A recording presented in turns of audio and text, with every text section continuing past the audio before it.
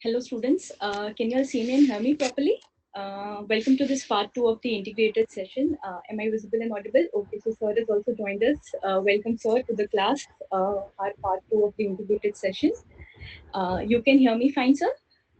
Perfect. Everything is perfectly audible. Great sir. Your volume is just a bit low sir, if you can just adjust that. Uh, just give me one sec. Better? Yes sir, I feel so. What about the students? Can you all hear both of us fine?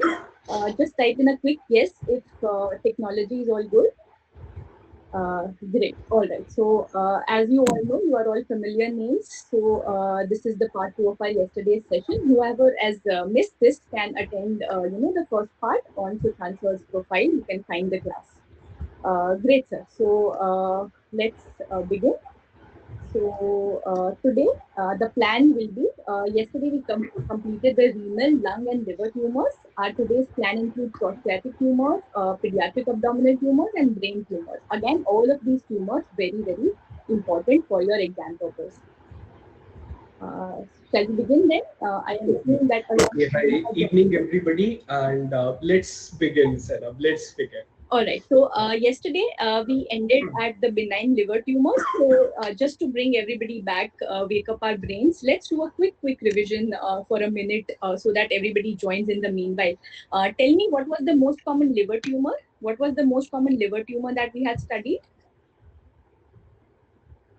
Right. So remember, don't say hemangioma. I'm saying most common liver tumor. Whenever nothing primary word is mentioned, it is metastasis. Same for lung, same for brain, as we'll be studying. What was the most common benign tumor that we had studied? Most common benign liver primary tumor.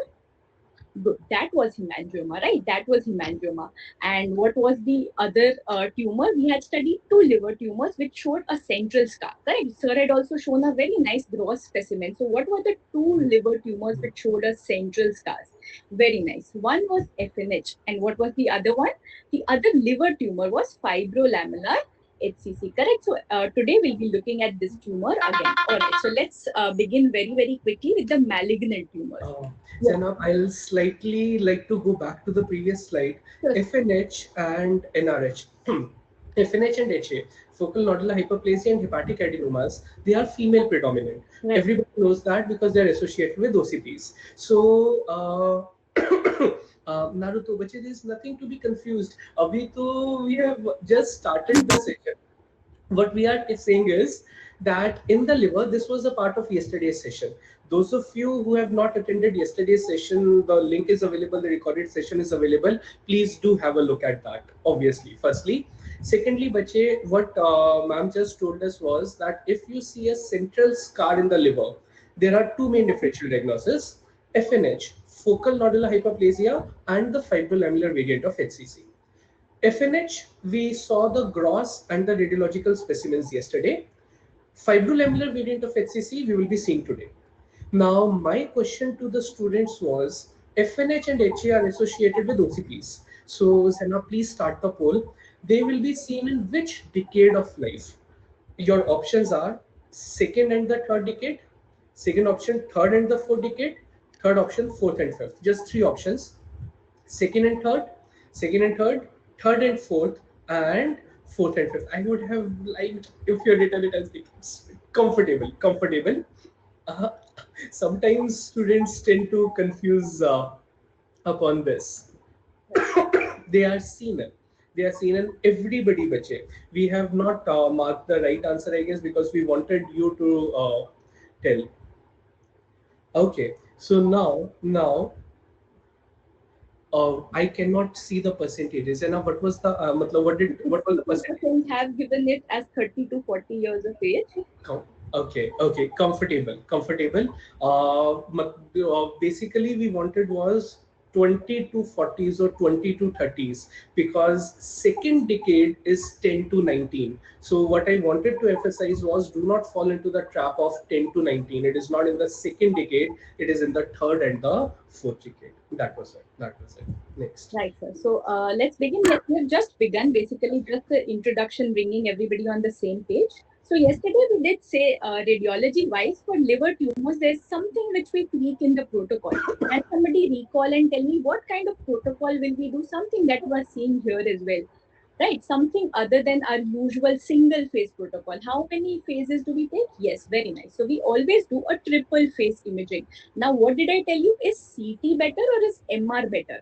What was better based on our yesterday's discussion? Very nice, Palak. So it was indeed MRI, less radiation, because I want to take three phases, no radiation basically on MR. This is better. Yes, we are doing malignant liver tumor. So we have just picked up from where we left yesterday. All right. So we've just begun right now. So everybody who's joining in, you've not missed out on anything. Right. So what do we see here? Again, so tell me what modality are we seeing? We always look at the bones, correct? So these are the vertebrae I'm marking out for you. Yes. So this, as you can see from compared it to yesterday's images, the bones are black here. So do you all agree this is a triple phase MRI? Here, the aorta, the white structure aorta is very, very bright. So this is called the arterial phase. Here, I am seeing that the portal vein here in the center of the liver, the IVC, the aorta, everything has contrast. So this is the venous phase. And now I take it at 3 minutes where everything is starting to lose contrast. This is the delayed phase. So the next part that now I'm going to say is extremely important. This is something that has been asked as a theoretical question. Now we'll be seeing the imaging. So what do we see here? That there is a mass right here that I'm pointing out to you, which is showing enhancement. Can you all agree that this is showing enhancement in the arterial phase? Correct. So this is our first learning point. It is showing enhancement in arterial phase. What happened in the venous phase? Do you all see it's losing all of its contrast? Can you see all the contrast is washing away? इसको बोलेंगे very very important, venous washout. So this is the hallmark, all right? This is the hallmark of HCC, which makes us very very confident in diagnosing HCCs. And the third feature, can you all see this capsule starting to form in the venous phase? Most marked in the delayed phase, there is a capsule. All right, so learning point for HCC. This is the hallmark. So this can be asked. Okay, a tumor, a liver tumor with arterial enhancement, venous washout, and a capsule in the delayed phase. All right, so arterial enhancement, venous washout, capsule. This is very, very important for hepatocellular carcinoma. This is the whole basis of why we do a triple phase CT or a triple phase MRI. Everybody understood this concept? Very, very important. This is something that has been asked. No other liver tumor shows this. Okay, so this is something which has to be memorized, remembered, understood by all of you. Now go to the pathology of HCC and see what we can see. Okay, so whenever we see the microscopic image, right. I just show the capsule again. So see this. The capsule basically, because HCC, we can see that it's an encapsulated tumor. Can you all see this white line? Let me just zoom and basically, yeah, I will just erase what I have marked and zoom in and show you guys. If you can all see the capsule getting formed. Can you all see around the gray tumor? There is a white line here. Can you now all of you see? This is the capsule I'm talking about, right? Okay. Okay, so let us come to this. Firstly, thanks, Deepak. I have a slight cough, so please excuse me for that. And whenever we see the histology, always start with structure, organ, disease.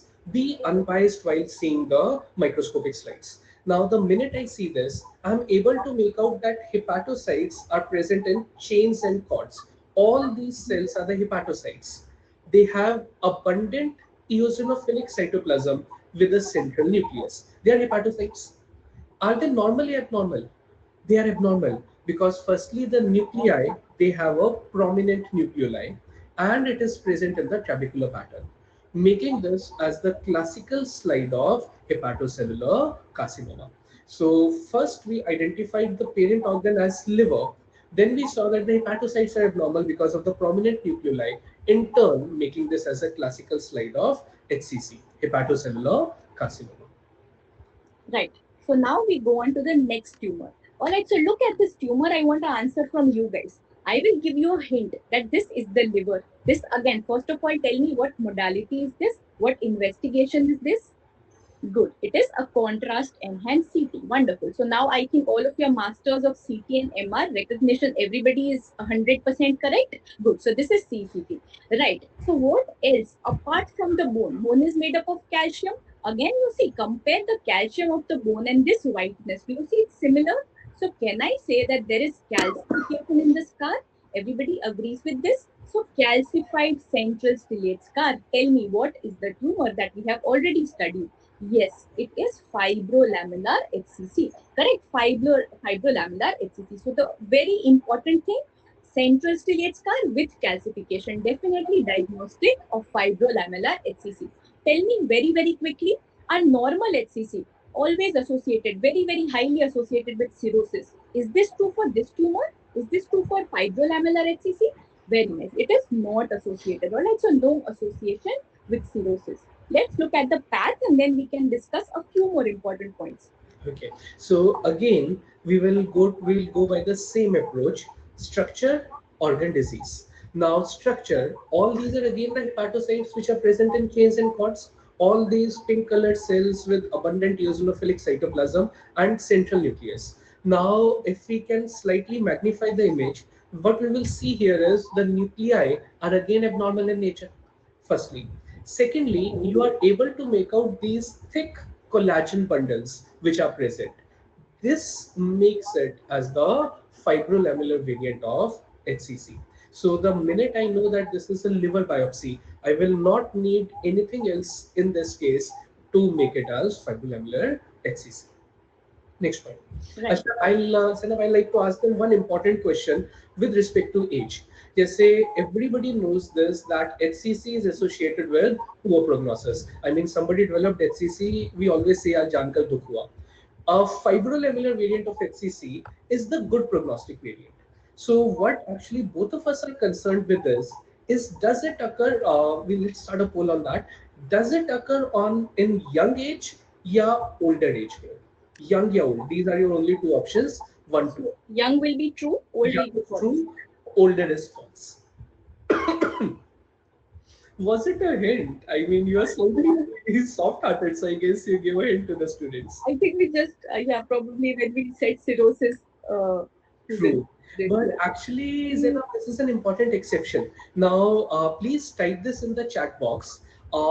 Which testicular tumor is in testicular tumor is in males only. Germ cell tumor of the testis is associated with best prognosis. Seminomas. Seminomas have a good prognosis. Which is the special subtype of seminoma, and what is its associated prognosis? Testicular germ cell tumor. Best prognosis is seminoma.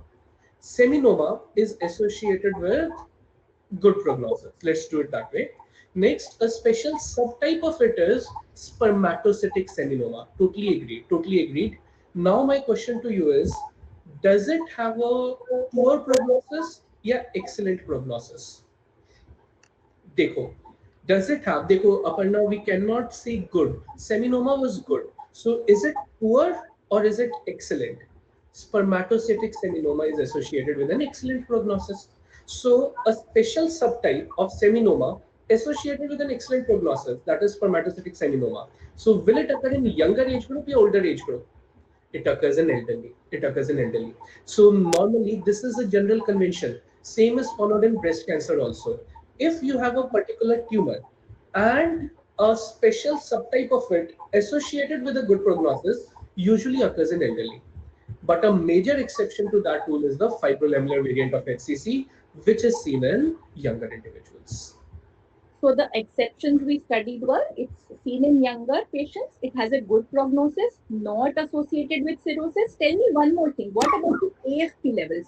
Are the AFP levels normal or are they raised like HCC? So one more exception, very nice, is that AFP levels here will be normal. All right. So all of these are the exceptions that are associated with fibrolamellar HCC. Again, making it something which can be asked to you because it has so many peculiar features.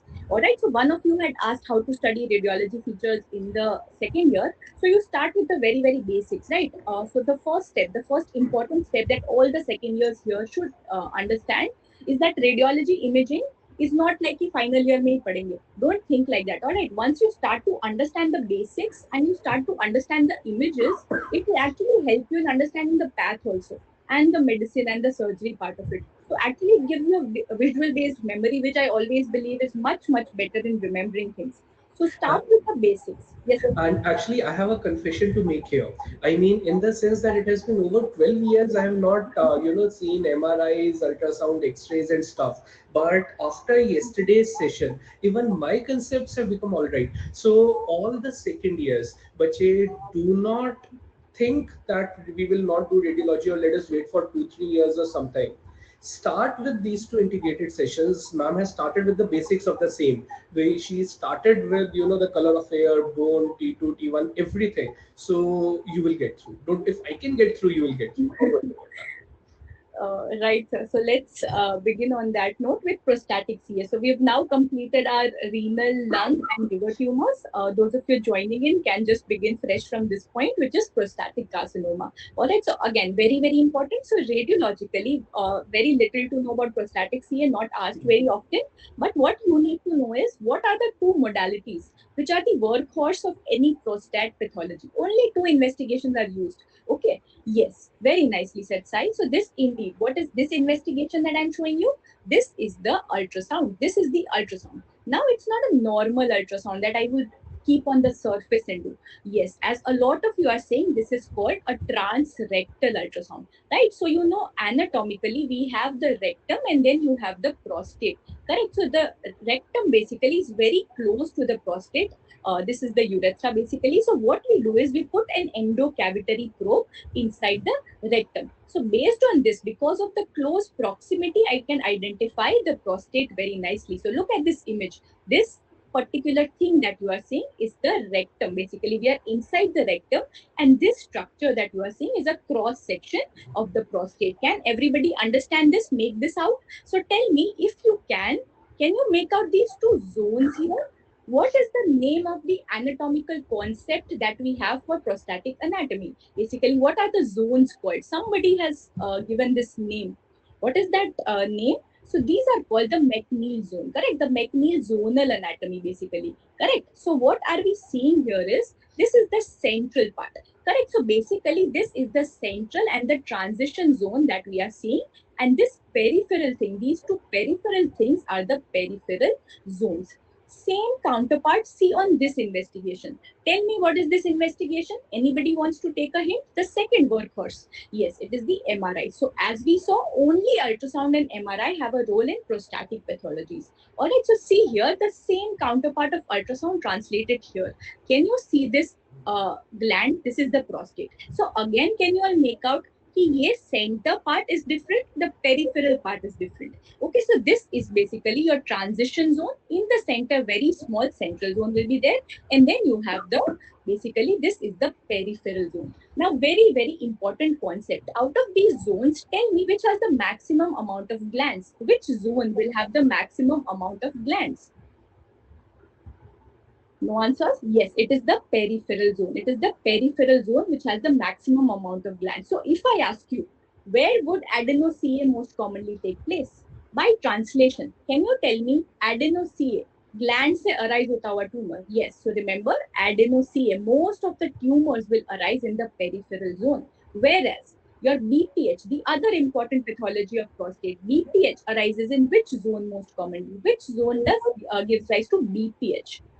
Good. So it is the transition zone. How I used to remember this was when males transition from younger age to older age, they get BPH. A lot of males get BPH in their older age, but when they're transition zone, right? So that is why you can remember transition zone, BPH, peripheral zone, adenosine. This is very important. Okay, so we have learned something here that in prostatic pathologies, you have ultrasound ka role, you have MRI ka role. Now, if I ask you what is the most important sequence of MRI that can help me pick up adeno-CA? This is something which has been asked previously. This is a repeat question. So this is the only thing that you need to learn. I will show you the image and you can take a guess.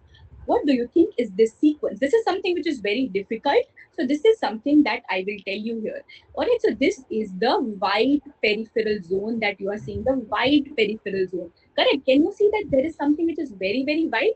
This is called diffusion restriction. This is called diffusion restriction, something which is quite difficult, but you just have to remember that diffusion weighted imaging, most important. All right, most important for malignancy, right? For malignancy, yes. As Raghu is very nicely saying, ADC. So ADC, diffusion weighted imaging, are both like bye. All right, both mean the same thing. So you can just remember DWI or ADC. It's completely fine. So the juniors don't get bogged down by the terms like ADC.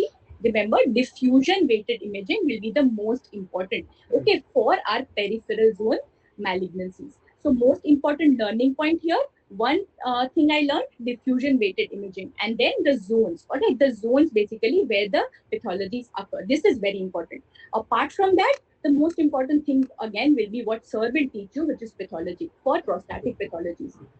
Now, before we go Right. further, Sorry, sir. I'll just address this doubt by Raha with PET CT. So PET CT is again, as you know, for diagnosing primary prostatic malignancy, diffusion weighted imaging will be useful. But when I want to stage this for any sort of malignancy, again, for staging purpose, then our PET CT has a role. Do you understand? Because then it will pick up metabolically active sites throughout the body. Do you understand? So PET CT always will come in staging, never to diagnose the primary pathology. All right?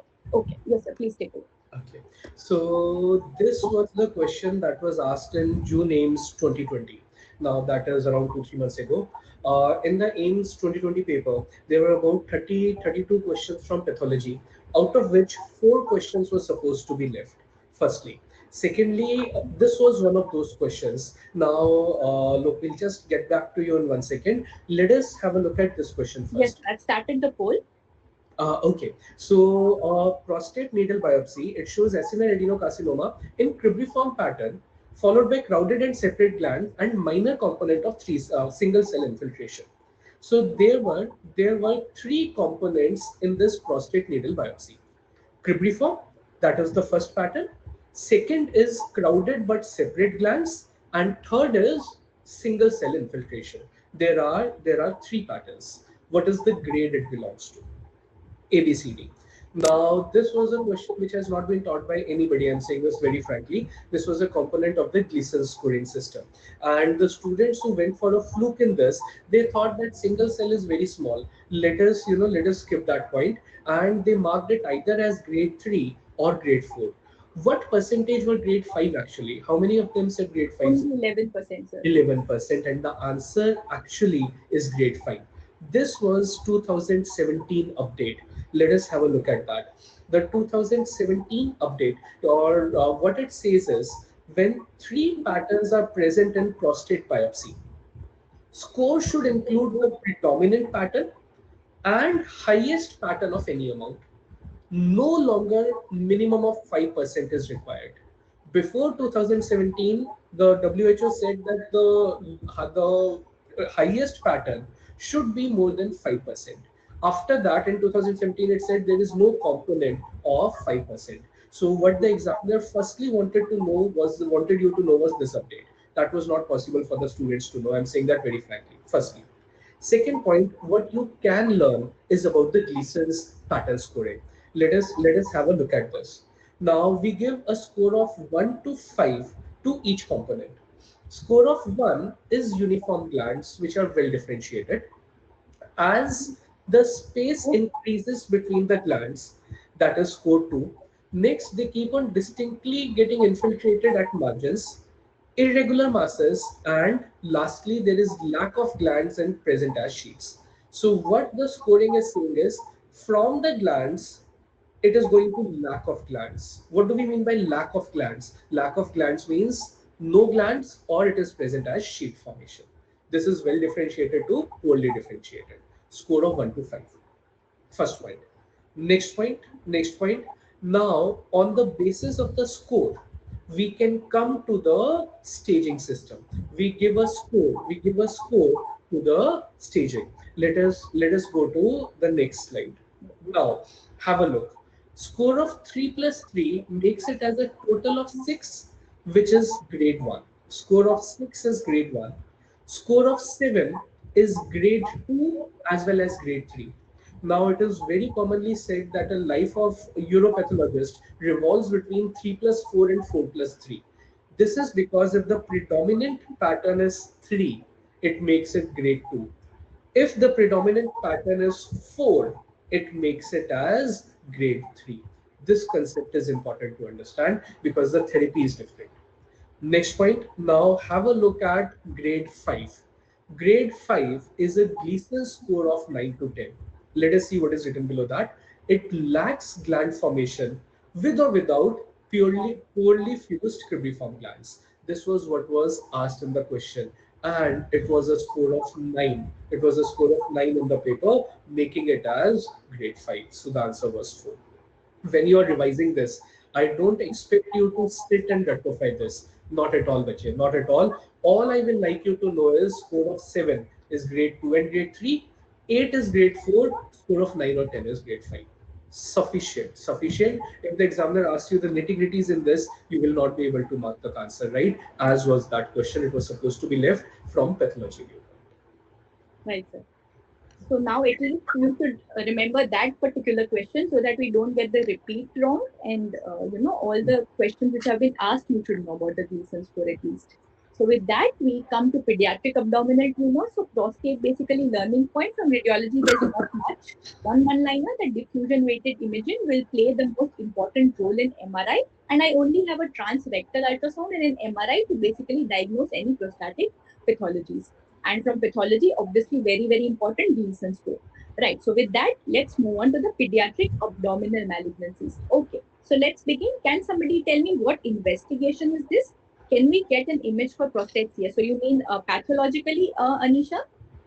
I think she means. Anisha, but a prostatic carcinoma will look like any usual adenocarcinoma. I do not have the soft copy in this. The next session, I'll show you the prostatic carcinoma.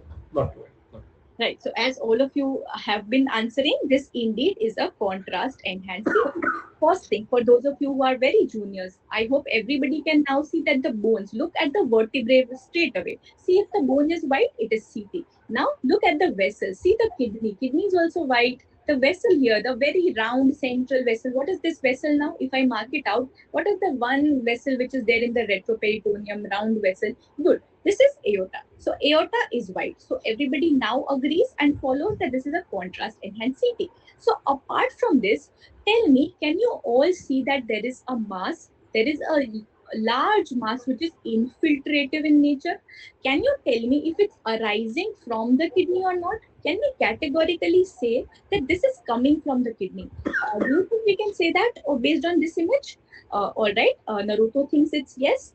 So remember, guys, see here, I will mark out the kidney for you. Can you all see that the kidney is quite separate from this? Everybody can make this out now that the kidney is very, very separate. The mass is extending anterior and it's infiltrating, correct, along the retroperitoneum.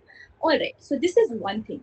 Can you tell me if it is encasing? What does the term encase of the vessel, encasement of the vessels mean? Encasement of the vessels means it will surround the vessel on all sides.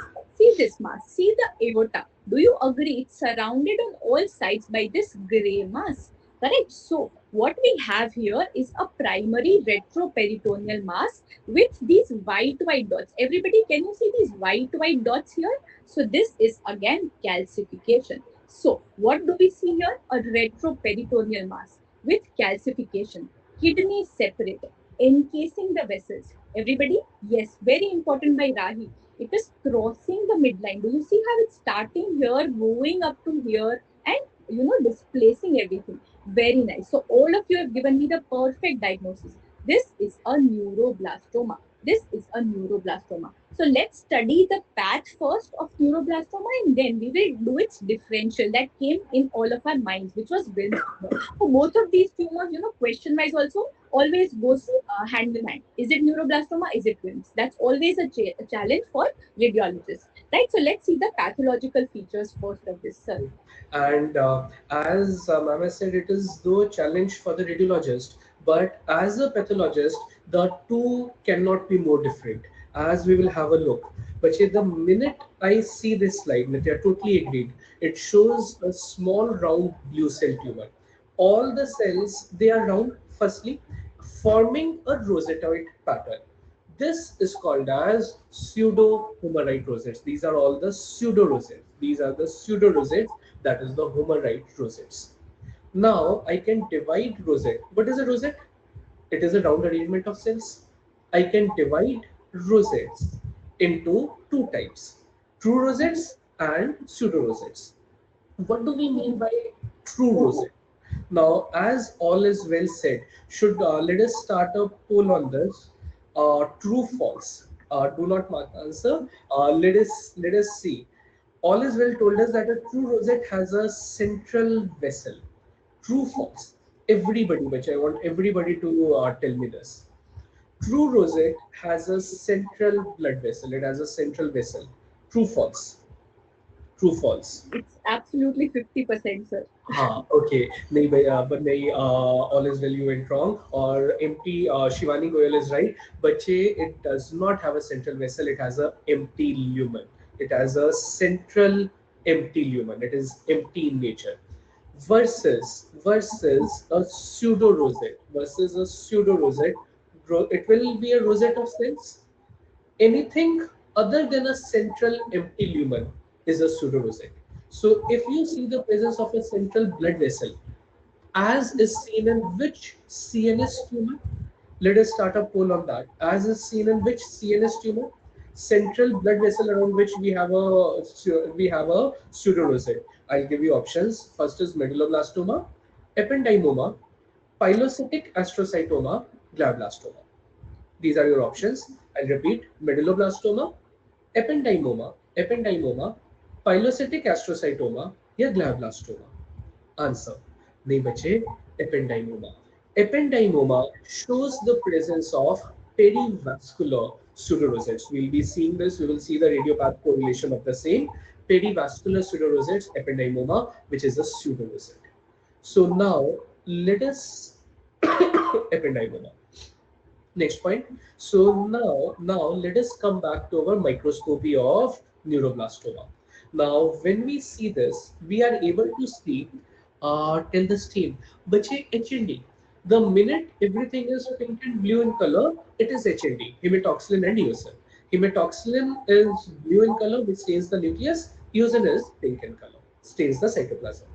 Now, what you see here is it is a round arrangement of cells. That is, it is a rosette with a central neuropil. As ma'am is marking, the blue colored structures in the center, that is the central neuropil. Homer writes pseudorosettes associated with neuroblastoma. Now, when our life was simple, that is around 1 2 years ago, students had a simple life. We just got the image with four options. This was the actual 2018 NEET exam question in pathology. It was a no history slide. Now, with the changed pattern, and especially next, the examiners will not be satisfied just with the diagnosis on this. They will give you the history, they will give you radiopath correlation, and then the question will be a step forward. So, first step is always to make a diagnosis. First step is to make a diagnosis.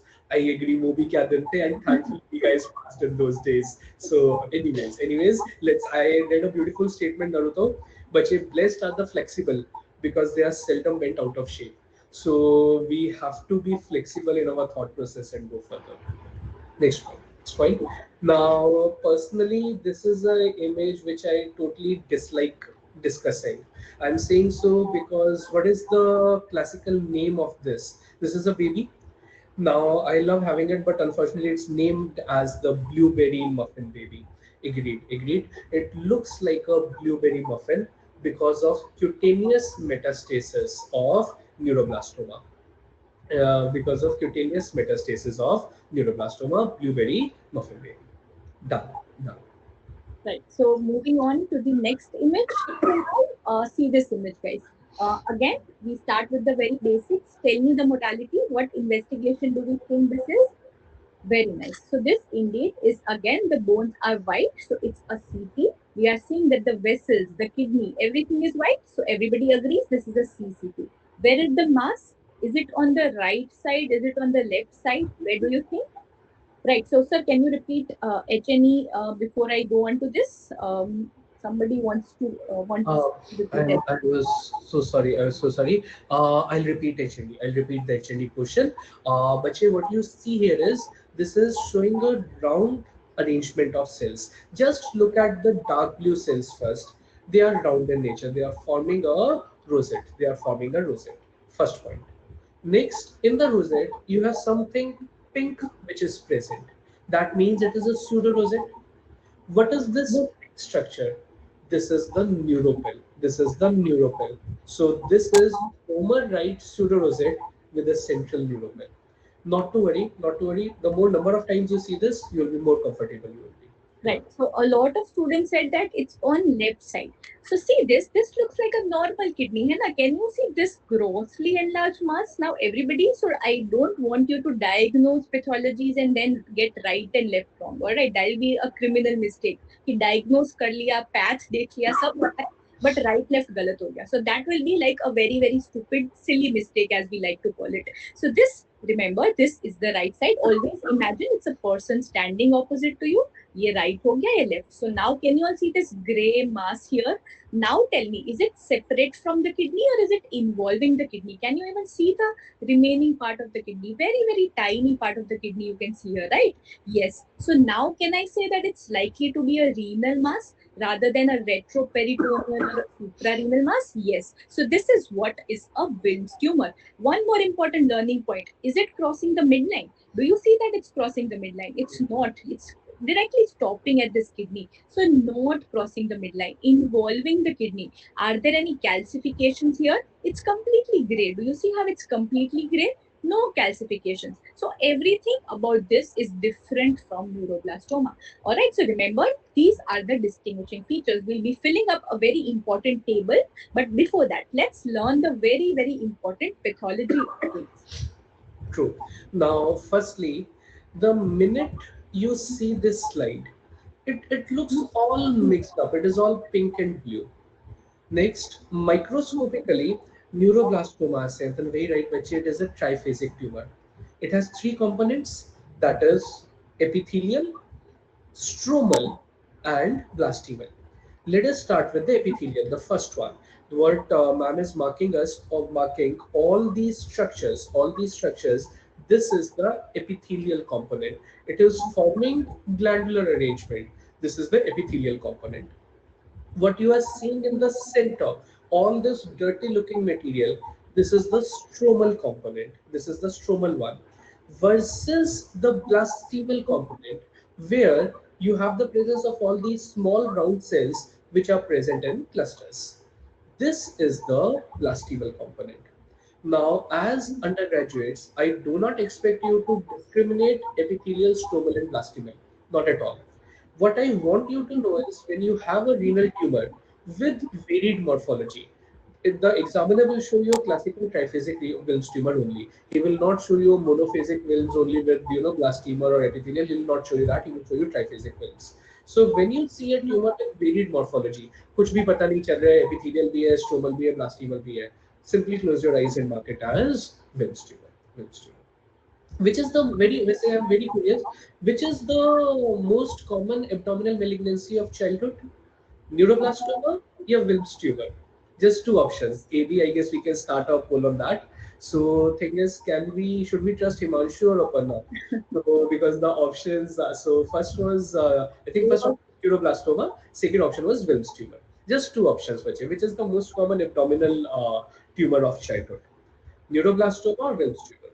Firstly, second point, you very well know that neuroblastoma, most common site is the adrenal medulla. You know that. Secondly, it is associated with secretion of homovanillic acid and vanillyl mandelic acid in urine. You again know that. You know that. So, what was the percentage? Yeah, so 68% got this correct. Okay. So neuroblastoma is the most common childhood tumor. Next. Right. So let's do the very high table now. So all of you will fill this with me. So neuroblastoma, tell me, does it have very well-defined margins or is it ill-defined? So ultrasound image, Kishore, it will just be a normal hypoechoic mass, all right? Nothing very special about the ultrasound of Wilms tumor. So they will not ask you that. No way I can say that it's Wilms tumor categorically based on ultrasound.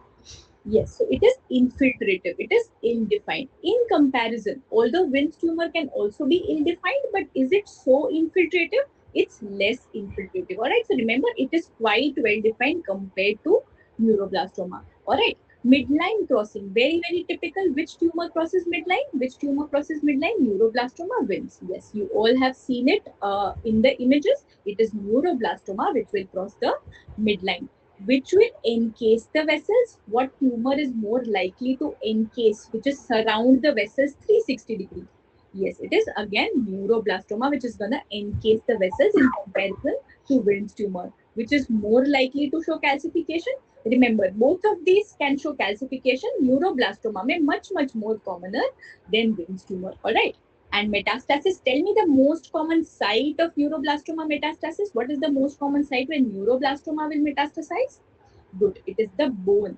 Particularly, bone marrow is where it metastasizes. Alright, skin also is one of the sites, but it's not most common. Like you saw, blueberry muffin, maybe it's not the most common site. Alright, okay. Wilms tumor, what is the most common site of metastasis? With Wilms tumor, yes, it is indeed the lungs where it goes and metastasizes. Right. So this is something which is very important. All right. So both all of these features can be independent questions for you all. Okay. Right. So with that, we move on now to thyroid. Again, thyroid is an area where you get a lot of questions, particularly from FNSC, from pathology, as sir will tell you. So thyroid module is very important. So before that, sir, would you like to say something? Yes. Let us start with few one-liners in thyroid.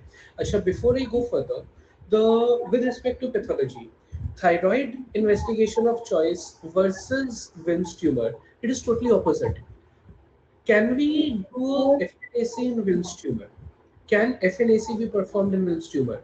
No, it is actually not, because FNAC for Wilms tumor is contraindicated. It leads to upstaging of the tumor. Never do that. Firstly, versus for thyroid, where investigation of choice for thyroid lesions, IUC for thyroid lesions, is FNAC. It is for a cytologist, cytopathologist. Thyroid lesions form the bulk of the patients, and it is bread and butter for them.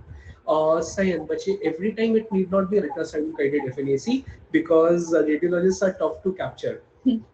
So patient comes in the OPD, and we have we have a thyroid swelling. We will simply insert the needle randomly in the swelling, take 3 to 4 aspirations, and be satisfied. So what actually Sen asked was the next level of the question, which was asked in this media names. What is the adequacy criteria for thyroid FNAC? That is we performed the FNAC. We have a typed question, which it shows the presence of. Let us start a poll on this. Appropriate. This was the AIMS question. Appropriate specimen. Appropriate specimen in case of thyroid is ABCD. ABCD. Everybody. देखो, nahi, the answer got. I realized that if I mark the answer, I can see the percentage also. I realized it slightly later, but That's why I was marking them yesterday. the answer got split. They hope one two things. Recent questions, especially by interns and post interns, should not go wrong. Firstly, secondly, which the right answer is 4. We should see the presence of 6 follicular cell clusters, each with 10 to 15 cells. So Sushant, 6 cells nahi bache. 6 clusters, each containing 10 to 15 cells. But there are 3 exceptions to this. First exception is commonsensical. Let us start with exception number 3. This is exception number 3. This is commonsensical. If I did an FNAC, I did not have too many cells in that, but I know that it is a malignancy. Which malignancy will you identify for certain on thyroid FNAC? Papillary carcinoma thyroid या follicular carcinoma thyroid? PTC, papillary carcinoma thyroid. We can identify PTC on thyroid FNACs. So if I'm able to make out it is PTC, my life is set. I will not call it as inadequate. This is the first exception. Second exception is point number 2. That is, if there is abundant thick colloid. Thick colloid makes it colloid goiter. Now, if I have thick colloid in the slide, let us show them the second image. Okay? What we see here is this is a very inadequate aspirate. What you have in the background are all those, they are the small dead cells, RBCs, and the blue clusters are that of colloid. The minute I see this, it does not have any cells in it, any thyroid cells. So the minute I see this, it's just a small cluster. I will call it as colloid goiter. Versus Let us go to the next, the second image based, the second image. Now, suppose in the whole thyroid FNAC, we just have this cluster, nothing else. This is PTC, which is with nuclear grooving. This is PTC, papillary thyroid carcinoma. So I will not call an aspirate as inadequate if it is a malignancy, if it is colloid goiter, or lastly, the first exception, that is if it is a case of thyroiditis with abundant inflammatory cells. Firstly, next point, Kishore, coming to your query, is that HND? First, tell me this: hematoxylin-induced stain is for which modality? But it is for biopsy. This is FNAC. HND is for biopsy. We can very rarely use HND staining for FNAC also, but it is not done. So for at MBBS level, for all practical purposes, never mark HND for FNAC. It is only for CNS FNACs. It's not for you. It's not for you. Never mark as you guys. HND is only for biopsy. FNACs are stained by two separate stains. That is PAP stain, forever single, though I actually doubt you are. PAP stain, and the next is the Vechetolitin Lunei, next is MGG. May Gronwald Jinsa, MGG stain. So, two stains for FNAC. Next point. So, Acha, tell me this also. This was November Ames 2019 question. I don't even know why they asked it. We can diagnose which thyroid malignancy cannot be diagnosed by FNAC. Your options are PTC, follicular neoplasm, follicular carcinoma, medullary carcinoma, yeah, anaplastic. I want close to 90% right answers in this. PTC, follicular carcinoma, medullary carcinoma, last is anaplastic. नहीं देखो बच्चे देखो which cannot be diagnosed by FNAC, follicular neoplasm or follicular carcinoma. This is because on FNAC we cannot differentiate follicular adenoma from carcinoma. To make it as carcinoma, capsular invasion or metastasis is needed. So that is why the answer was B, capsular invasion or metastasis. Right. Next point. Asha, one thing more. I am asking you this because all is well. So should that ask that: is vascular invasion given prominence for endocrine neoplasms? It is not. But to call an endocrine neoplasm as malignant in nature, we should have either capsular invasion or metastasis. Vascular invasion pathologically is not given prominence for this. Right.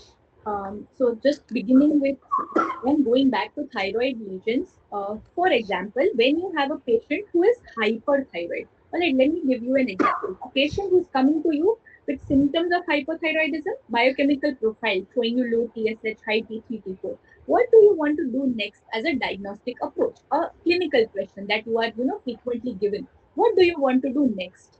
Right, we have done TSH, we have done T3, T4. Everything is fitting. You have low TSH, you have increased T3, T4. What do I want to do next to determine the cause of hyperthyroidism? Is it ultrasound? Is it FNSC? Is it something else?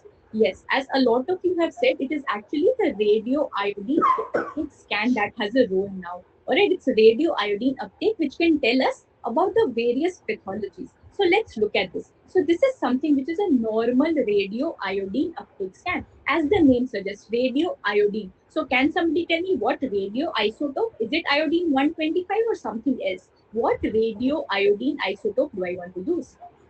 A lot of you are saying 131. No, guys, don't say 131 because 131 produces beta rays. All right, this is something which is the most carcinogenic. So don't say 131. Okay, it is actually iodine 123 which is used, or the other one which is used in our country, because we don't have iodine 123 in our country, is technetium 99 or technate.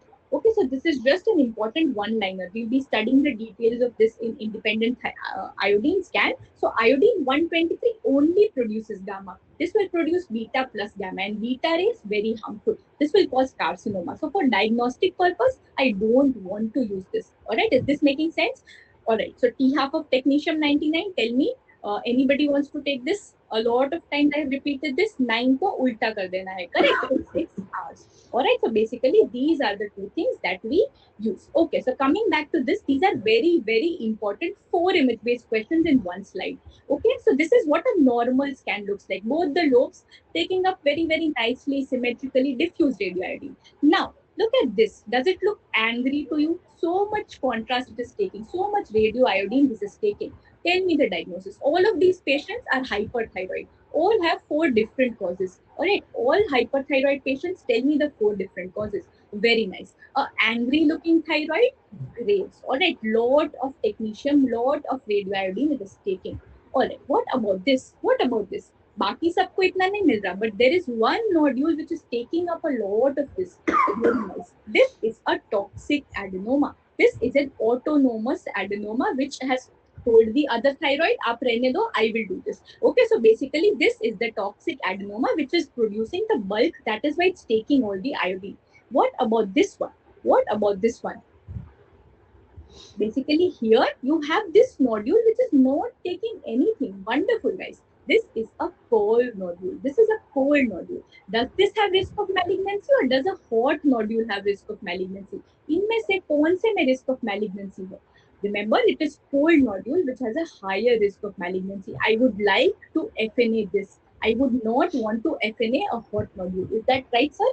So we don't want to FNA a hot nodule. We have found the cause. Whereas here it can still be malignant. It's not taking up any uptake. Yes. And what about this? Diffusely कोई uptake ही नहीं है. Radioiodine uptake less than 1%. Very nice. One important cause all of you must know is thyroiditis. Tell me one more cause. I'm giving you a history. A young female about to get married in a couple of months. थोड़ा सा weight put on कर लिया, wants to lose weight. What can be the diagnosis? I'm giving you this clinical history. What can be the diagnosis? This is the radioiodine scan. Very nice. This is called a factitious thyroidism, where she's taking extra thyroid in order to lose weight. Alright, so this is called exogenous intake of thyroid or factitious thyroid. That is why the thyroid gland is shut down. कि मेरी तो जरूरत ही नहीं है. Why should I take up any thyroid? Correct. So basically, remember these are the two causes. Thyroiditis, most important. This is something that has been asked. So everybody understanding radioiodine scan, so much we have completed in this one slide. 4 causes of hyperthyroidism. Wonderful. Okay. So now, yes, sir. I have a query, Zainab. This is just a finding. I might be wrong in that. In the cold nodule, the normal thyroid uptake is slightly increased as compared to normal. Is it a finding or is it just? It's because the rest of the thyroid is basically making up for the fact that one area of the thyroid is not taking anything. So that is why it appears like that. The uptake is increased. It looks slightly dark. Definitely, it does compared to the normal. So because it's taking up more of the action, that is why it shows mildly increased uptake there. Yes. So now going on to if the patient is not hyperthyroid, we did the entire hyperthyroid spectrum, that is out of the picture. Now, if there is just a person who is feeling something, or the patient is hypothyroid, what is the workhorse that I am showing you here? What is the investigation of choice radiologically that I want to do to characterize the nodule? Yes, it is ultrasound. So remember, radiologically for characterization, remember radiologically. Overall, if they ask you, answer definitely will be FNS, because that is telling us the exact pathology, right? कि क्या tumor है. This, if they ask you non-invasive, radiologically, it will be ultrasound, not CT, not MR, nothing, ultrasound, right? So, yes, sir. Plus, if something goes wrong, we always need a poor pathologist to get screwed. So, yes, because you are the final call, right? We can say anything. कि ये हो सकता है, clinical and pathological correlation advice, but you do not have that option. Yes, anyway. So basically, what we see here, see this, the thing, hyperechoic thing that I'm marking out for you. Can you all see this butterfly gland here? Hyperechoic white thing. Can you all make out? This is our thyroid gland. This is the right lobe. This is the isthmus. This is the left lobe. Again, you see how right is here. So everywhere this remains same, irrespective of the modality. Correct? All right. So what is this black well-defined thing? If I mark this out for you, what are these paired black colored structures? Very nice. So these are the vessels, right? Vessels have blood. Remember, yes, this is an axial view. All right, this is an axial view. I've kept the probe here in the neck. I am taking one section. So we are seeing the carotid and jugular ka one section. This is the carotid, CCA. This is the IJV. All right. So basically, these are the vessels, black vessels and echoic. Black mane and echoic. All right. So this is what we are seeing. Remember, esophagus very, very tiny. I won't see this. What is this which is producing all of this blackness? What is this structure जिसके आगे isthmus है? Is this the nodule? Is this the nodule? This is not the nodule. Yes, this is the normal trachea. Remember, trachea has air. So air, remember, as a general rule, junior people also, air is the enemy of ultrasound. जहाँ पे भी air होगा, ultrasound waves won't be able to pass. So can you see how it's completely kala posteriorly? So it's because this is the trachea. Alright, so everybody got this section. This can be asked to you, alright? They can give you an arrow like this and ask you what is the label structure. Everybody, this is clear? So this is something where we use ultrasound to characterize thyroid nodules. Very quick question. Tell me the probe. Tell me the ultrasound probe. Is it curvilinear probe, linear probe, transrectal probe? Yes, obviously transrectal nahi hai. It is linear probe, correct? It's a linear probe that I want to use. All right, good. Okay, so going here. So now, when we see any nodule on ultrasound, it can be either benign, it can either be malignant. So basically, it can show a variety of features, just two appearances. So where do we use curvilinear? Anywhere I want to see deeper structures, like the abdomen, like the pelvis, I would use curvilinear. Any superficial structures like thyroid, scrotal ultrasound, we would want to use a linear. All right. Okay. So coming back here, this is one nodule that I am seeing. Okay, there is one nodule. Can you all make out these black spaces inside it? So this appearance, this space, this cystic spaces inside this nodule has been given the term a spongiform appearance. This is called a spongiform appearance. Anybody wants to take this and tell me if this is good or this is bad? Does it suggest a benign pathology or a malignant pathology? Good. This is a feature of colloid. Like sir said, colloid goiter pathologically very, very typical. Radiologically also, colloid has a very typical feature that it shows this spongiform appearance. The other appearance that I don't have the image here is something which is called a comet tail artifact. A comet tail artifact. Alright, so both of these, C for comet, C for colloid. And again, sir says spongiform. Alright, all of these go together for a benign colloid goiter. On the other hand, see here, there is a black color ka nodule. There is a hypoechoic nodule. You all see this hypoechoic nodule? This is something which bodes a poor prognosis. Alright, this is something which bodes a poor prognosis for the patient. So very, very simply put, you don't need to know all this. You just need to know features of colloid goiter.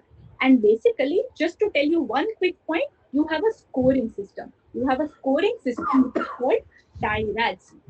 Alright, so thyroid, T for thyroid, right? You have BIRADS, like we have PIRADS for prostate. It is nothing but a radiological imaging and data system where we give a score. Alright, any low score, any score of 1 or 2 means it is good. It is something which is benign. Any score which is 3, 4, 5 means it is going towards bad. So just as a general rule, I will quickly repeat. So what you have to learn from ultrasound, when we were doing ultrasound of a nodule, when I see something which is this spongiform, black areas within, something which is shown the comet tail artifact. What is comet tail artifact? It will have this white spot and then it will have this radiation, like a comet tail. Like you have comets. Have you seen an image of a comet?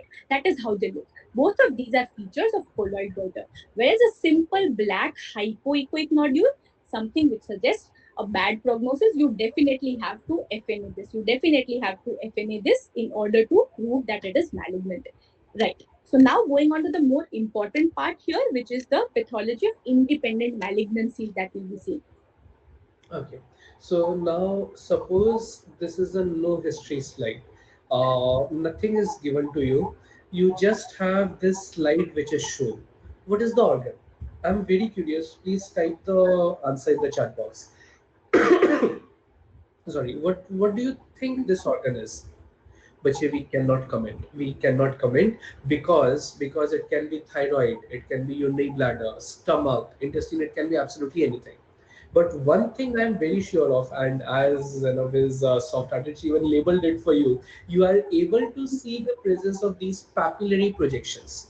So whatever organ it is showing you the presence of papillary projections, making this as a papillary tumor. Firstly.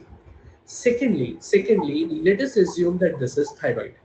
When I hold the tumor in my gloved hands, the papillary projections will break and come onto the gloves. Firstly, this is all I can say on gross. Now, if somebody is over enthusiastic just on this, you will say it is PTC. But Bache, we have learned the hard way. Let us, always see microscopy before commenting. This is low power view. Acha, let us start a poll on this. What is low power view? What is low power? 4x, 10x, 40x, yeah, 100x. What is low power? Let's not mark the answer. We'll see the percentages as such. 4x, 10x, 40x, yeah, 100x. ABCD. ABCD. Answer bache. What do we mean by low power view? देखो again a common mistake that नहीं I'm very glad you guys have made me proud बच्चे 10x is low power 4x is scanners 4x is scanner view so sometimes students go wrong in that 4x is scanner 10x is low power 40x is high power 100x is oil immersion 100x is oil immersion so the answer was B you were right this is a low power view this is a 10x view which is showing the presence of papillae all these structures that you are able to see, all these are the papillae.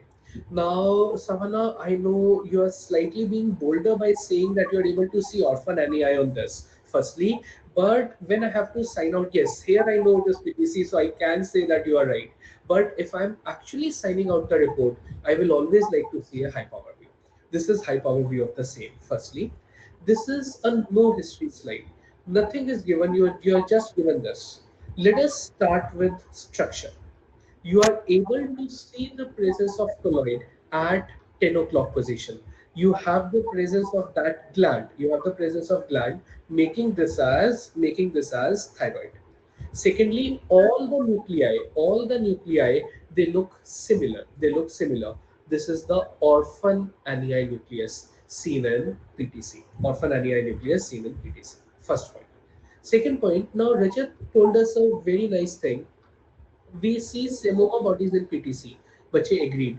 But firstly, Semoma bodies are not diagnostic of PTC. You see them in various other tumors also. You know that. See the cystadenocarcinoma ovary, prolactinomas, meningiomas, papillary RCC, mesothelioma. You know that. You know that. Firstly. Secondly, in this slide, you are not able to see a Semoma body. It is not visible in this slide, but yes, PTC can show the presence of Semoma bodies. Next, yes, Maki Bache, it shows the presence of internuclear inclusions as well as nuclear grooving.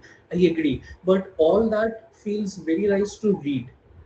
When you are seeing the slide and marking it, our only thought process is often ani nucleus. Because even if I show you the nuclear grooving, you will not be able to appreciate it in the actual paper. So in the paper, identify the orphan ani nucleus and mark it as PTC. But theoretically, you were very right. It shows nuclear grooving and internuclear inclusions also. Sir, if I can interrupt, what we see here, these papillary projections, a very similar picture we had seen yesterday in the papillary tumor of the kidney. Same papillae we were seeing, and a lot of students got that wrong as well. They were confusing it with the clear cell type. So now, after looking at this, it even makes it more clear how both of these papillary impressions look very similar. I mean, if I'm Now that you have said this, Zainab, it was a very good observation. Now, suppose nothing is given except the fact that this is a GIT biopsy. Nothing other than that is given to you. What will be the diagnosis? Let us start a poll on this. Tubular adenoma, villus adenoma, tubulovillus adenoma, Peutz-Jeghers syndrome. There is absolutely no change. I'll repeat: tubular adenoma, villus adenoma, tubulovillus adenoma, tubulovillus, and last is Peutz-Jeghers, PJ syndrome. Peutz-Jeghers, PJ syndrome. देखो बच्चे, ma'am had already given you that hint that when you see such a structure histologically, these are the villi. These are the villi. What we call as papillae in kidney, papillae in thyroid, papillae in breast is called as villi in GIT. this will look exactly the same morphology. So the answer was B. That is, it was a villus adenoma. It was a villus adenoma. Villus adenoma was this year's NEET exam question. The image was given along with one of the things. Next point, bache, all is well. Peutz-Jeghers syndrome, as Nitya told us, shows the Christmas tree appearance. So we'll do GIA in a separate day, some other day. Let us come back to this. Right. So even all is well had asked about thyroid nodules ultrasound also. So see here again one more nodule I'm showing you here. So again, can you all appreciate this black round thing? This is the carotid, right? A very well rounded structure. This is the common carotid artery. This is the thyroid. This is the trachea here. So this is a zoomed in version of the right lobe. Can you all make out if this is the entire right thyroid lobe? Everybody, can you make this out that there is a nodule here? There is a differential nodule. This is not how a normal thyroid looks. It was very homogeneous, gray, hyperechoic. Hai na? So can you all see that there is a differential nodule? Now if I erase all the markings, can you see for yourself that there is a differential mass standing out? Everybody? Right. In this mass now, can you make out these white dots that I'm labeling for you? These white dots up dikh rahe hai sabko. So these are called microcalcifications. These are called microcalcifications. Just as orphanany is pathognomic pathologically, remember any thyroid nodule where I see microcalcifications, that as a radiologist for me becomes very typical for papillary, not for medullary, for papillary. But because you brought this up, let me just tell you, in medullary type, what I will see is coarse calcification, bada, chunky calcification I will see. Alright, so this is something which is very important. This is again something not talked about very frequently because we don't teach thyroid radiology a lot because of this opportunity of integrated class. You guys will be learning this. So this is the microcalcification where you see papillary. Can you see? Yeah, I will show you medullary also. But this right now, I want you all to appreciate these tiny white dots, which are microcalcifications for papillary thyroid. That is all you need to remember for papillary. One by one, we are looking at all the pathological types. I tell you the radiology simultaneously. Right, sir? Yes. Now, when we see this structure organ, very obvious, this is thyroid follicles organ thyroid. Now, what is the main thing that you see here? You have varying sizes of thyroid follicles. Some are very large, as the first two that I mentioned, some are very large. Some are intermediate sized, the second two, they are intermediate sized, with the predominance of whatever you are seeing in the background are the microfollicles. All these small round structures in the background, they are all microfollicles. They are all microfollicles. So predominance of microfollicles makes it as follicular neoplasm. Makes it as a follicular neoplasm. Agreed working. Now, even on this, I cannot comment whether it is follicular adenoma or carcinoma. For that, I need to take more sections to see capsular invasion or metastasis. Right. So coming to the radiological feature, again, ultrasound-wise, follicular doesn't have any typical features, but one typical feature when the pathologist only FNA tells us that it is follicular, always we have to screen. All right, screen for what? Can somebody tell me screen for what we always have to do when the pathology is follicular type? This is the large thyroid mass that this person has. What is this? Yes. So not just brain mets, any hematogenous metastasis. Here, can you see this very large enhancing mass? See the color, how similar it is. So these are very hypervascular tumors, or like very vascular, very nice Yusuf. So tell me the renal tumor which was hypervascular, which subtype of RCC was hypervascular, heterogeneous? The first thing that we studied yesterday, very nice Amisha, it was the clear cell. Okay, so similarly, the thyroid malignancy, which is very vascular, which undergoes hematogenous metastasis. Again, because it's taking so much vascularity, कैसे mets throw करेगा? Through the blood vessels. Correct? So basically, why the first image can't be a parotid mass? Okay, so we are basically at the level of skull base. है ना? So these are both in conjunction. Don't interpret them independently. So it can be a thousand other things. But when I add these two things, when there is a thyroid mass and then when there is a skull-based metastasis, this is a hematogenous metastasis. Alright, so basically the learning point radiologically, जैसे papillary में था microcalcifications, nothing like that here. Only the fact that it shows metastasis. So what did we learn here? Not the pathologist can tell us whether it's adenoma or malignancy, neither the radiologist can tell you anything about follicular. So follicular is the unknown. It's an enigma for both of us, basically. True, true. Before we go further, actually, Raghu asked a very good question. Hurdle cell change is it seen in follicular neoplasm or not? But this is a 2018 update. Hurdle cell, HURTHLE, Hurdle cell change is associated with Hashimoto's thyroiditis. Firstly, Hurdle cell, it is seen in Hashimoto's. Secondly, before 2018, it was said that it is seen in follicular neoplasm. But in 2018, it has been made as a separate category altogether. That is Hurdle cell adenomas and carcinomas. Sayan and Rahi very agreed. But now it is a separate category. That is Hurdle cell adenoma and carcinoma. Now we will not consider it under follicular carcinomas. Agreed. Yes. So a couple of doubts there. One of them was very important. Forever Single has brought up that first investigation in thyroid nodule, is it a radioiodine scan or a ultrasound? So tell me, when did we study radioiodine? What is the prerequisite in the thyroid profile that I need for radioiodine? Yes, it is hyperthyroid. So remember, radioiodine will never be an answer for euthyroid patients, for hypothyroid patients. Only when there is hyperthyroidism, I want to do radioiodine uptake. So first learning point. But if the question is, what is the investigation you want to do for characterizing a thyroid nodule?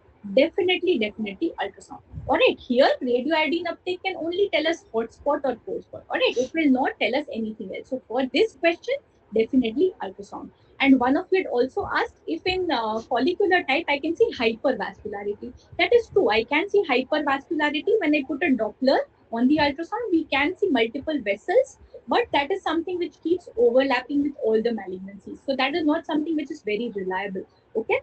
Yeah. Sir, somebody wants you to speak. But what I said was Hurdle cell change is associated with two entities now, Hashimoto's thyroiditis and Hurdle cell adenoma slash carcinoma. Keep it simple. You are not concerned with the fact that earlier it was a part of follicular carcinoma and now it is a separate entity. How does it matter? Pehle kya tha, kya nahi? Now it is seen in Hashimoto's thyroiditis and Hurdle cell adenoma slash carcinomas. Sufficient. Yes. Going on to the next type. Again, this is both of these radio paths will be very important. True. Now, when we have a look at this slide, the parent organ is not given here. But thyroid was one case in which previous 3 years, both NEET as well as AIMS, you had 4 to 5 image-based questions from thyroid microscopies. Firstly, Rahi Bachchan, no, it is not anaplastic. To make it as anaplastic, the tumor cells should be of varying sizes. There should be nuclear polymorphism. Senab, can we zoom it slightly? Yes. As you are able to see, all the blue colored cells, they are similar looking, the size is similar. So Rahi Bachchan, this rules out anaplastic. Anaplastic, few cells will be very small, few will be very large. It shows nuclear polymorphism, firstly. Secondly, as everybody else saw, you are able to see this dark pink material. Is it colloid? No. Let us show them colloid from follicular carcinoma again. Colloid had a fine texture. It is much finer versus amyloid, which is much coarser in nature. So this extracellular pink material is amyloid, making it as medullary carcinoma thyroid.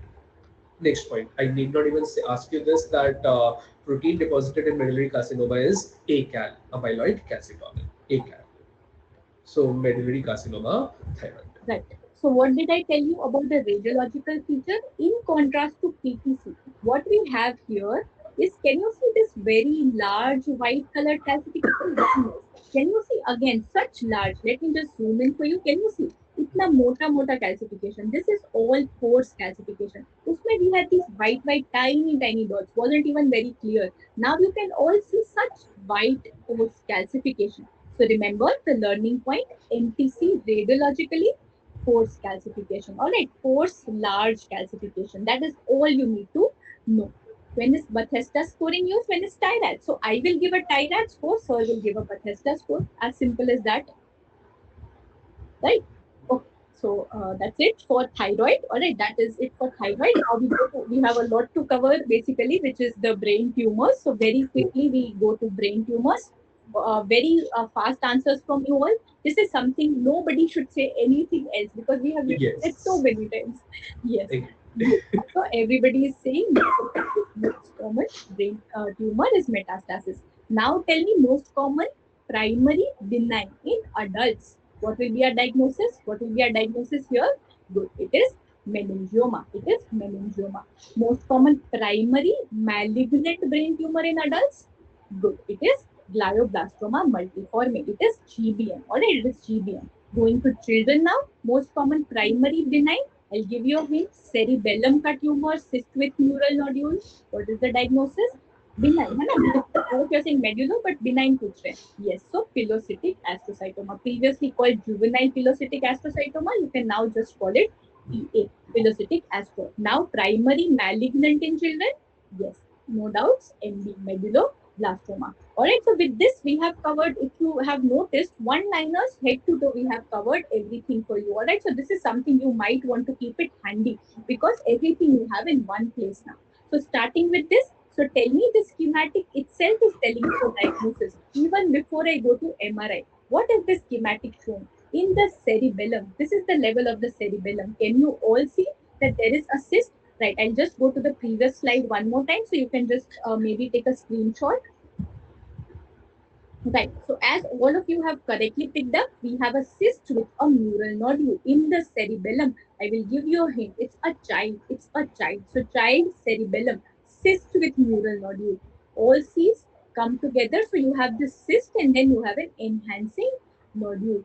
Yes. So this is a pilocytic astrocytoma. Just this description, this line will be given in your question. This is sufficient to make a radiological diagnosis. Yesterday, same चीज we had studied in a renal tumour who can tell me अगर इसके साथ में same appearance in an adult with a renal tumour suddenly my diagnosis changes yes then I call it a hemangioblastomā याद आ रहा है कुछ कुछ everybody yesterday we had seen a similar tumor है ना where we had asked कि कौन सा part है body का remember so it was hemangioblastomā where we had the same appearance so two things will help you one whether it's a child or an adult second thing whether there are other features of VHL or not okay so this is how we approach our pilocytic astrocytoma. Expert.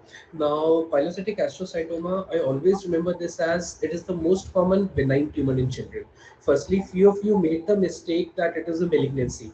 Nahi bache, it is a grade 1 WHO tumor. Firstly, WHO divided CNS tumors into 4 grades 1, 2, 3, 4. Pilocytic is grade 1.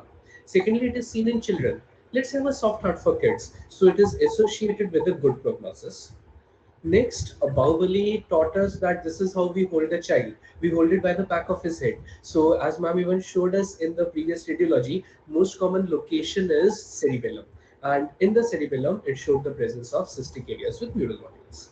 Next, coming to the microscopy. Coming to the microscopy, the arrow marked structures, very right. Everybody was okay with it, are the Rosenthal fibers. Rosenthal fibers associated with pilocytic astrocytoma. Associated with pilocytic astrocytoma. So basically, this slide will summarize everything for you. So grade 1 tumor in cerebellum, cyst with neural nodule, eosinophilic Rosenthal fibers, and it has a good prognosis, right? So everything you have in one place here, the RAD-PAC correlation. Alright, so with that, let's move on to the next tumor. Again, we are in children. I'm telling you, this is somebody who is maybe a 15-year-old boy who's having this tumor. Can you tell me anatomically where is this tumor located? Is it in the third ventricle, lateral ventricle, fourth ventricle, if I ask you? Good. It is here in this diamond shaped rhomboid structure, basically in the floor. Can I go ahead and say it's in the floor of fourth ventricle, everybody? If this rhomboid thing was supposed to be the fourth ventricle, this is the roof. Can you all agree with me that it's in the floor of fourth ventricle? Good. So the learning point here, a tumor, which is seen somewhere in adolescence. Floor of fourth ventricle, something which is quite heterogeneous. Can you see it has these white areas, these black areas? So heterogeneous tumor. Heterogeneous tumor. Now what am I thinking of? Yes, I am thinking of ependymoma. not medulloblastoma, and thinking of ependymoma. Why not medulloblastoma? Remember, E versus M. Again, something which is always a dilemma radiologically. Ependymoma age group, slightly older. Okay, so 10 to 20 years, think of ependymoma. 0 to 10 years, think of medulloblastoma. Ependymoma, kahan pe tha? Floor. Whereas medulloblastoma, very malignant. I have to give it higher stature. I place it in the roof of fourth ventricle. This is very heterogeneous. Presence of calcification, cyst, necrosis, hemorrhage, everything will be more in ependymoma. This is more homogeneous. So these are the three features you guys must remember between E versus M. All right, everybody comfortable with this? So this is how we distinguish ependymoma from medulloblastoma. Right. Now, now the minute I see this, of course, this is again a small round cell tumor. All the blue cells, they are small and they're round, small round cell tumor, present as rosettes. Now, Anisha, very right, bache. Is it a true rosette or a pseudo rosette? It is a pseudo rosette because in the center you have a blood vessel. How do I know it's a blood vessel? You're able to see RBCs also in the center. They are red in color, blood vessel. Now, anything other than a central lumen is a pseudorosette. Perivascular pseudorosettes, ependymoma. Nothing will be a more classical image than this for ependymoma, perivascular pseudorosettes. So again, we have summarized everything for you here. A grade 2 tumor, fourth ventricle associated with NF2. All right. Again, very important. NF2. Remember this mnemonic always. Mislead. So multiple inherited schwannoma, meningioma, ependymoma. This is what NF2 has. All right. So this is something which is important. Multiple inherited schwannomas will be more common. We will see schwannoma also. Meningioma also will be seen, and ependymoma. All these three tumors associated with NF2. It's a plastic tumor, means it will go here and there. It extends everywhere. It will drop hydrocephalus, heterogeneous, causes drop metastasis, and pathologically you'll be seeing these pseudo rosettes. This, we go on to the, yes sir, sure. Uh, you said multiple inherited. So let's start a poll on the inherited word also. Like we told them everything. So four options: NF2, autosomal recessive, dominant, X-linked recessive, X-linked dominant. Autosomal recessive dominant, X-linked recessive dominant. Everybody, bache, everybody, ABCD. Only 60% have gotten this correct. This is something which is a given. I did not even care to mention because I thought everybody knows this. This is something, guys, you just can't get wrong. Autosomal dominant. Now that we are doing this, let us have a look at another question. Chromosome associated 17, 13, 21, 22. NF2 chromosome associated. I know I always start with slight basics. So I just started the poll. So should we trust Twinkle on that? 17, 13, 21, 22. Next point.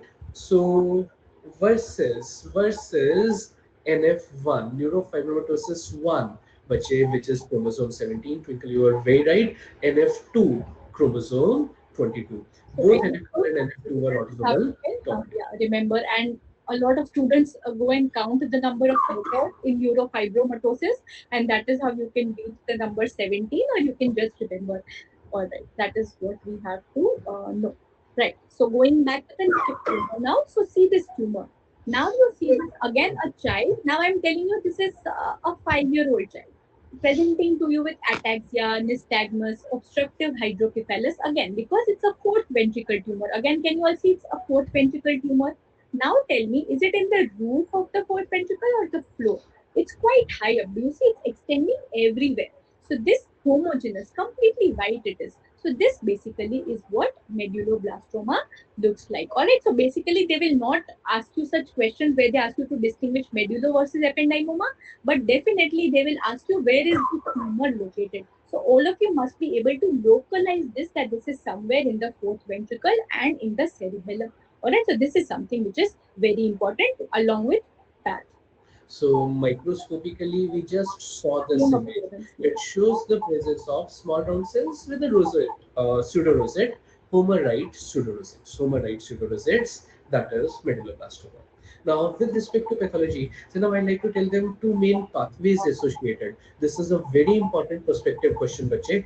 Pathways associated with medulloblastoma. There are two main pathways, just the names, nothing other than that. They are the WNT pathway and the SHH pathway. Totally agreed, totally agreed. WNT, and the SHH pathway associated with medulloblastomas. This is the next level of question with respect to medulloblastoma. You have to know this. Right. So all is well is asking if both have pseudorosettes. Remember, perivascular pseudorosette where you had the vessel was our ependymoma, right, sir?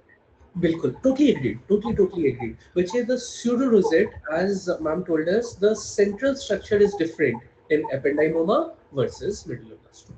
Yes. Okay. So going to the next tumor here. Tell me, guys, what do you think? I'm giving you the clinical history here. A 30-year-old female, a 30-year-old female who's coming with focal neurological deficit. Although two different patients. This is a CT, which is showing us something white. Can you tell me what white will be here? Again, everything knows the basics, right? What is white? Okay, a lot of you are saying meningioma, right? See here again. Look carefully. Can you all see that there is a tumor in the frontal lobe which is showing calcification? Yes. Can you tell me a benign tumor, basically a low grade tumor, which has calcification seen in the frontal lobe? Not very, very aggressive, not crossing the midline like a GBM would. Yes. So Yusuf has finally given the correct answer. I'm talking about oligodendroglioma. All right, so remember, out of all the gliomas, or per se all the astrocytomas or glial tumors that we have, oligo has a certain specific feature where it shows this white chunky calcification. No other astrocytoma will show this. All right, so remember this, just one thing. Most common in the frontal lobe. Second thing will be calcification. That's it. Nothing specific about it apart from this. Now, Yeah. histologically, whenever I see this image, this actually reminds me of food. That is this is characteristic of the fried egg appearance. Agreed, agreed. I know when we fry eggs at home, they do not look like this, but we have a central nucleus with perinuclear clearing. Acha, tell me one more thing. Fried egg appearance in bone marrow biopsy would be associated with which CD marker positivity? Your options are CD 103, CD 16, CD 64, annexin 5, annexin 5, annexin 5, ABCD, ABCD. So fried egg appearance on bone marrow. We'll just start the poll. We'll just start the poll. Is associated with CD 103, 16, 64, and XM5, which is the answer for split between all. Your first step in diagnosis was totally right that it is a hairy cell leukemia. Fried egg appearance, hairy cell. Hairy cell leukemia is CD25 positive, CD103 positive. So the answer was 1. CD25 positive, 103 positive, and annexin A1 positive. Not annexin 5. Savannah, very right. Annexin A1. Annexin A1. Next, all is well, Bache. 103 is specific for hairy cell. 1A, CD1A is specific for cortical TALL, not for hairy cell, cortical TALL. Next point. Acha, Zainab, I like to ask something to you on this. I guess I know we are left with few tumors, but should we have a recap of what we have done and do the others, because that will till our rest, as you say, Sure, sir. Yes, sir. So this was the fried egg appearance. Oligodendroglioma present in the cortex. Present in the cortex. Fried egg appearance. Fried egg appearance. So if we have to summarize the CNS tumors, I know these two sessions, they were pretty hectic. With this, we showed them numerous radiologies as well as microscopies.